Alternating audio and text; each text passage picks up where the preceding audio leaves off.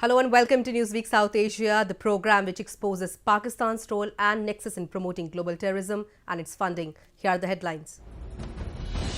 Pakistan's multi-pronged design to hamper peace in India exposed yet again. The terror policies of Pakistan boomerang as 595 terrorism-related deaths reported in 2018. Pakistan opposition leader bashes Pakistan government for not taking action against terrorism. Taliban launches a series of attacks on Afghan security forces, over 30 killed. And Pakistan perpetrates record-breaking ceasefire violation in the year 2018. Islamabad has for years been trying all tricks and tactics in its quiver to hamper peace in India. And of late, it has extensively been working at its devious doctoring of bleeding India through thousand cuts. While it has been backing terrorists in infiltrating and unleashing mayhem across the Kashmir border, on one side, it has been working overtime to create an anti-India narrative across European and American countries to revive the Khalistan extremism, a report. It is a well-established fact now that Pakistan can stoop to any low to inflict an injury to Indian sovereignty. Incriminating evidence emerging of late suggesting a stepped-up, nefarious Pakistani game at Indian borders corroborates the accusations. Inter-services intelligence and Pakistani army have constantly been devising plots to attack India through their covert and cowardly operations. However, assertive Indian forces have thwarted all their satanic agendas. A report tabled recently in Indian Parliament stated that as many as 18 Khalistani modules were busted in last 2 years. Khalistan modules predominantly comprise gullible youths who are indoctrinated at the pretext of religion with an objective seeking a separate homeland for Sikhs from the Indian state of Punjab. They work at the commands and currency being released from Islamabad and reaching them through different global channels. A grenade attack at a religious congregation in Indian state of Punjab is latest testimony of Pakistan's growing desperation. ISI is pumping huge money to stir unrest in the state. Punjab is a very sensitive state. It's bordering with Pakistan. And we have seen in the past 2 years as Minister of State for Home Affairs, Mr. Ahir has mentioned 18 modules of Khalistani were busted. It means they are involved in big way, to destabilize the state. Similarly, like Kashmir, The ISI has not just been working extensively to disrupt peace in Indian state of Punjab, but exercising all its strategic capability to disrupt harmony all across the country. The state-backed terrorists who have historically used the Punjab and Kashmir border to come across are always seeking an opportunity to penetrate into Indian soil. Enhancing their attacking capacity, they have rejuvenated various old routes in order to unleash mayhem in the country. Various studies have revealed that in the coming days, the sea route will be the most preferred route for terrorists. Since it is highly impossible to guard the entire sea, therefore it will be the most feasible route for the terrorists to enter into Indian territories and carry out underwater strikes.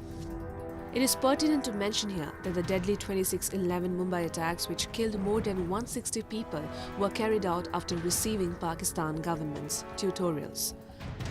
Reportedly, all major terror organizations operating from Pakistan are receiving training to boost their maritime capabilities.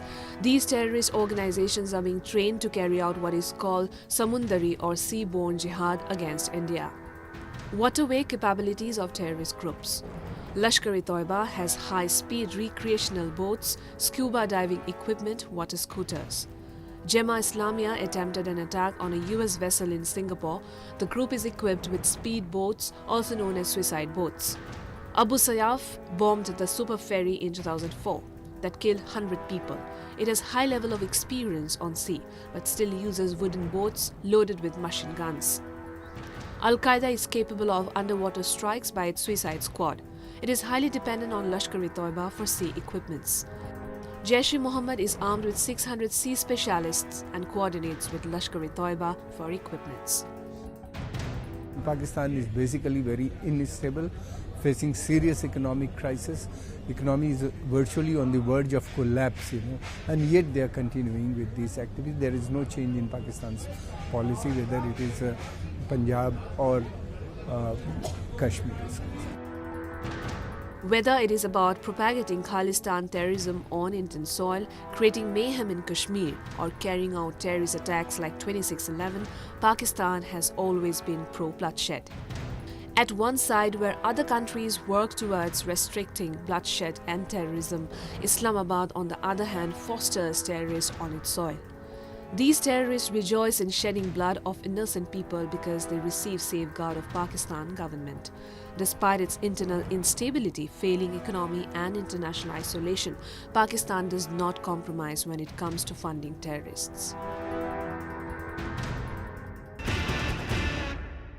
Pakistan's policy of providing safe havens to terrorists on its soil and nurturing them in order to launch a proxy war in its neighboring countries seems to have backfired. As per a report published recently by Pakistan Institute of Peace Studies, as many as 595 civilians lost their lives to 262 terror attacks in Pakistan in the year 2018. More startling is the fact that Pakistan Army, which used these terrormongers as cannon fodder to avoid a direct confrontation with Indian Army, is finding it impossible to rein in them, a report. Over the years, Pakistan has gained the reputation of being a terror breeder and perpetrator, and now counted among the dreaded few for spreading mayhem across South Asia and globe. It not only provides resources and funds for terror proliferation, but also a political patronage to allow them to unleash their devious strategies in their own style. As a consequence, Islamabad's complicity has not only given it negative dividends, but also a bad international press. Innocent citizens of Pakistan are the ones who fall prey to this self-manifested terrorism of Pakistan. A recent report by the Pakistan Institute of Peace Studies, PIPS, titled Pakistan Security Report 2018 has revealed that a total of 595 people, including security officials, were martyred and 1,030 others were injured in 262 terrorist attacks carried out by the militant, insurgent and violent sectarian groups across the country during 2018. Apart from terror outbursts, 2018 was also a year of extensive political upsurge in Pakistan. The general elections of Pakistan witnessed one of the major terror attacks of the year. A bomb blast outside a polling station in the city of Quetta had killed at least 31 people and left dozens of injured. As a result of extreme political disturbance, Pakistan witnessed as many as 50 major terror attacks by the end of September 2018 alone. Pakistan is becoming or has become and has been becoming victim of its own policy, and that policy of terrorism that create terror in the world, create terror in Jammu and Kashmir, create terror in India. And therefore I am not surprised. The snake does not differentiate between who is a Pakistani and who is Indian and who is a foreigner. Snake only knows how to bite. So the terrorists only know how to create terror. They don't differentiate. Pakistan may differentiate that there is a good terrorist and there is a bad terrorist. Good terrorist is the terrorist who creates problem within India, and bad terrorist is that terrorist who creates problem within Pakistan. But terrorists don't think like that. For them, destruction, terror is the character and DNA of terrorists. The shelter provided by Islamabad to the agents of mass destruction has eventually led to the self-destruction of Pakistan. Terrorist organizations like Tehreek-e-Taliban Pakistan have brought mass destruction to Pakistan in the year 2018. Last year, as many as 171 attacks were perpetrated by the Tehreek-e-Taliban Pakistan and its splinter groups like Jamaatul Ahrar and Hizbul Ahrar that killed 449 people. Unfortunately, the character and DNA of Pakistan is totally obsessed with terrorism. they think they can use terror as an instrument of the state power and state policy. So therefore, but this will not work in the long run. It will harm them. It will recoil on them, and it has been recoiling. Recently, American President Donald Trump had referred to Pakistan as an enemy sheltering state. Looking at the number of terror attacks in Pakistan, it can be asserted that apart from providing shelter to the enemies of other countries, Islamabad also takes care of its own enemies. As the phrase goes, as you sow, so shall you reap. Pakistan today remains a hotbed of this plague called terrorism with no end in sight. Pakistan's bid to discuss peace strategies is in complete contradiction with its internal stability. The government of Pakistan has proved itself to be highly incompetent in handling its internal security. Yet it brazenly points fingers towards other countries and their internal peace affairs.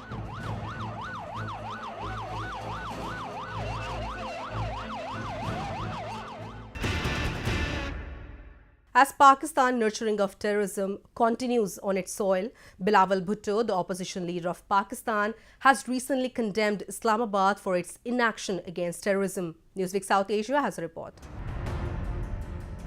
Pakistan People's Party's leader Bilawal Bhutto has recently accused Pakistan government of putting the measures against terrorism in cold storage. He emphasized on the fact that Islamabad needs to take U-turn on its stance on terrorists. Pakistan has always been at the center of attraction when it comes to terrorism and breeding of terrorists on Asian soil. It has always been criticized for providing shelter to terrorists and aiding them to create mayhem in other countries.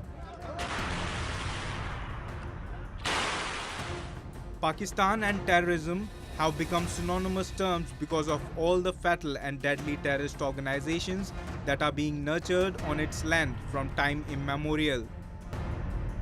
Imran Khan promised many things on terrorism, but so far nothing has been done. Terrorists are roaming free, terrorists are building their headquarters, and terrorists are taking funding also openly on the streets in the name of jihad.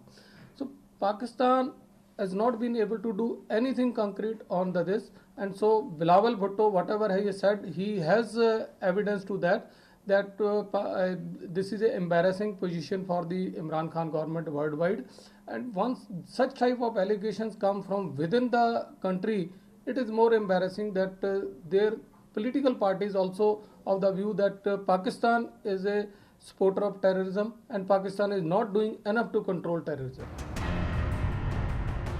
The United States has long been frustrated with Pakistan's persistent consent to safe havens for the Afghan Taliban and its vicious Haqqani branch in Pakistan. Making it worse, Pakistan has provided direct military and intelligence aid to both groups. These groups play a major role in destabilization of peace in Afghanistan and India.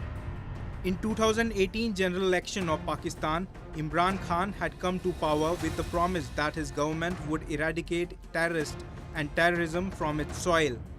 But as forced by its habit, Pakistan has again deceived the world with its words. Its elected government has shook hands with the military of Islamabad and hence provides aids to all the terrorist activities happening in Pakistan. Pakistan will come for more criticism, especially Imran Khan will be under more criticism because he promised not only his nation but the world that he will end terrorism, whereas on ground he has not been able to do anything. So as the year passes by, he will come under more criticism, more pressure and more financial crunch also because USA has stopped funding. So this year is going to be a tough year for Imran Khan government in Pakistan. In September 2018, India and Pakistan were supposed to hold bilateral talks in UN.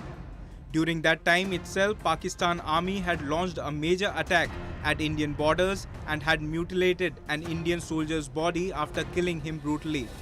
In response to that, India had immediately denied to hold bilateral talks with Pakistan as it has always been firm on its position that terror and talks cannot go together.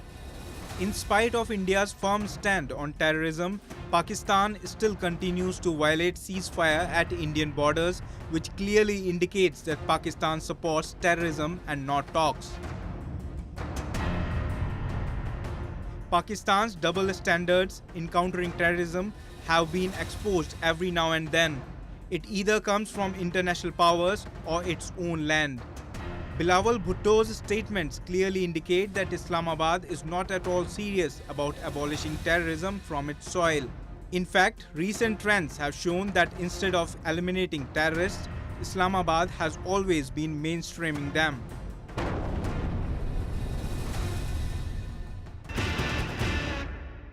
Amidst a series of periodical peace talks, Taliban has once again launched a string of terror attacks on Afghan security forces.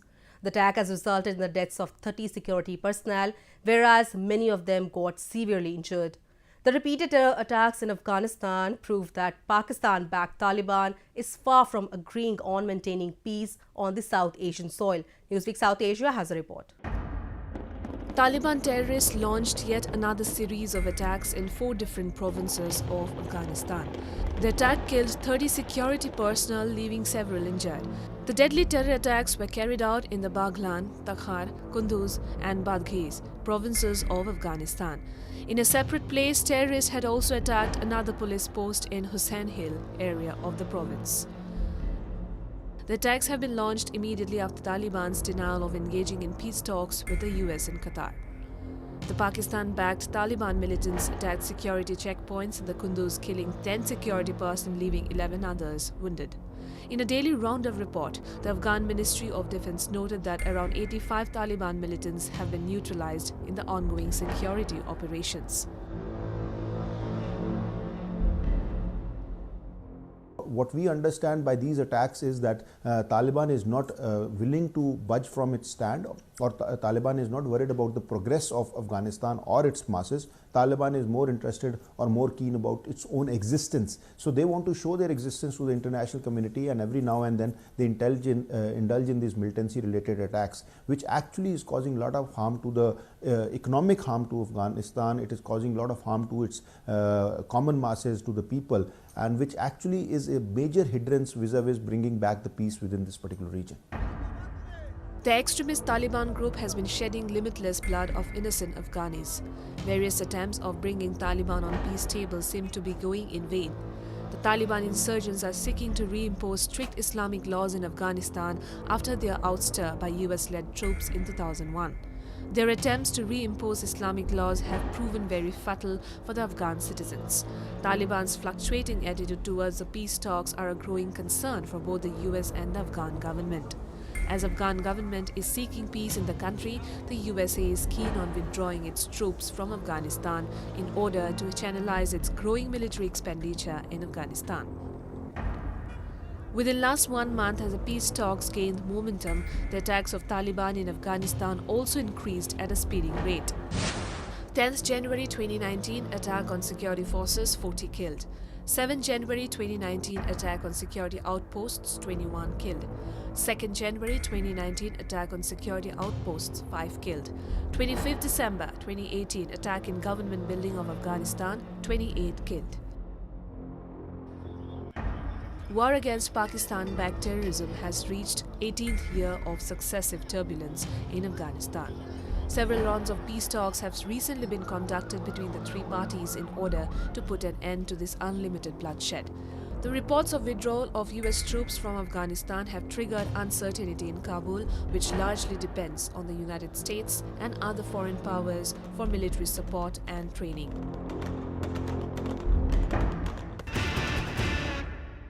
As Islamabad continues to violate ceasefire agreement, the onset of New Year witnessed a series of heavy shelling and firing by Pakistan.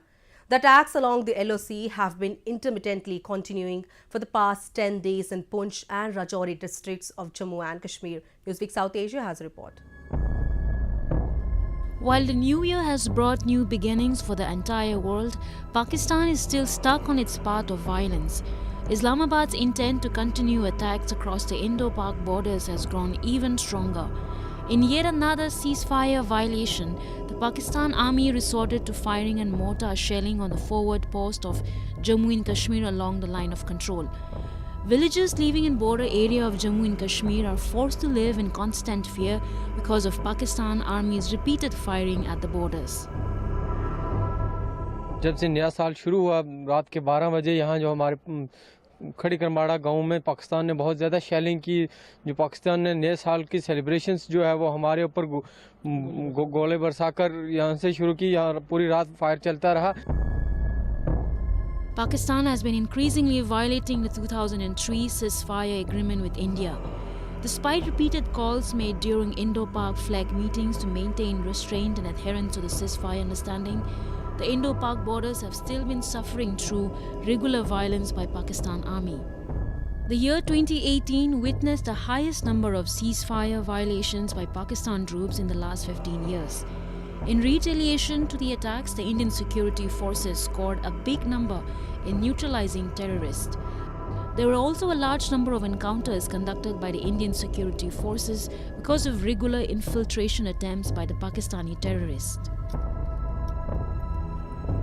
The best way forward for Pakistan and India is to look at each other as neighbors, and as long as there are people in Pakistan who say everything that is of Indian origin is somehow a source of threat to Pakistan, that attitude is not going to contribute to peace. In response to Pakistan Army's continuous attacks at the LOC, the Indian security forces killed 3 terrorists in the first encounter of 2019 between Indian security forces and terrorists. Since India's development had always caused envy to Pakistan, they continue to create disturbance in Kashmir. Pakistan has always been trying to create a proxy war in the valley, which has led to violence and bloodshed in Kashmir since the very year of independence.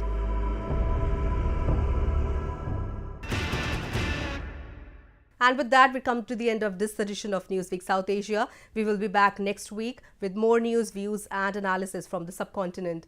Meanwhile, do keep writing to us at nwsa@anin.com. This is Surbhi Sharma signing off on the behalf of entire production team of Newsweek South Asia. Goodbye and take care.